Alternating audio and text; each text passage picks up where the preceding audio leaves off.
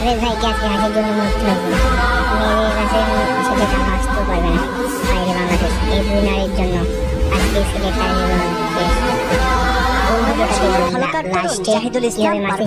পড়াশোনা করতেন বনানীর প্রাইমেরি ইউনিভার্সিটির টেক্সটাইল ইঞ্জিনিয়ারিং বিভাগে।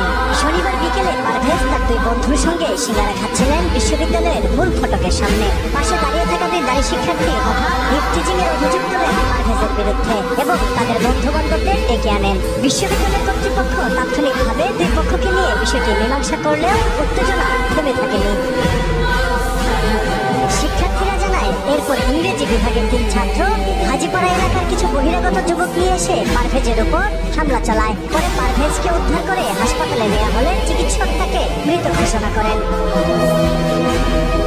এই ঘটনায় তীব্র নিন্দা জানিয়েছেন ছাত্রদলের কেন্দ্রীয় নির্বাহী সংসদ। বৈষম্য বিরোধী ছাত্র আন্দোলনের 5 জনই হত্যাকাণ্ডে জড়িত বলে দাবি ছাত্রদলের। এই নির্মম হত্যাকাণ্ডের পরিকল্পনাকারী, ইন্ধনদাতা, হুকুমদাতা এবং হামলাকারী সন্ত্রাসীদের অবিলম্বে গ্রেপ্তার ও দৃষ্টান্তমূলক শাস্তির দাবি জানাচ্ছি।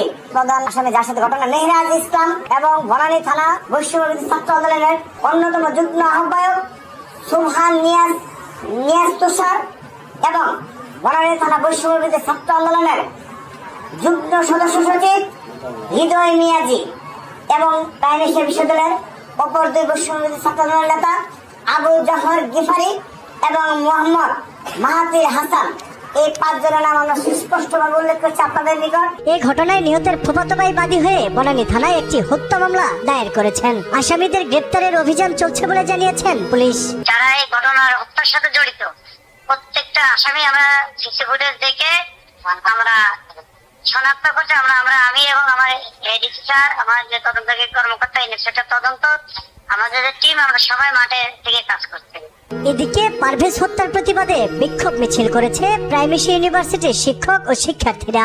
বিক্ষোভ মিছিল হয়েছে নিহতের জন্মস্থান ময়মনসিংহের ভালুকাতেও।